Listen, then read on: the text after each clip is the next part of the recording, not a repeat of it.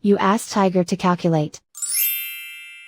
This deals with linear inequalities with one unknown. The final result is y equal or smaller than -8.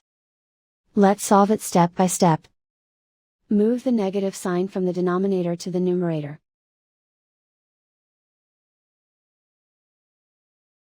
Isolate the y.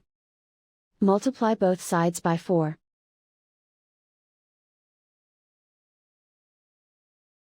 Group like terms.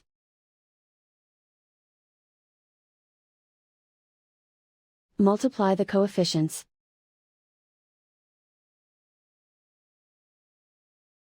Simplify the arithmetic.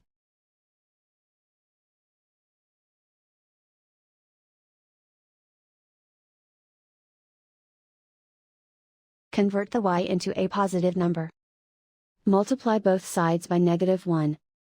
Whenever you multiply or divide by a negative, reverse the inequality sign.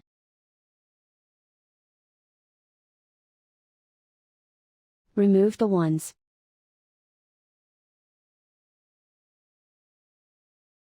Simplify the arithmetic.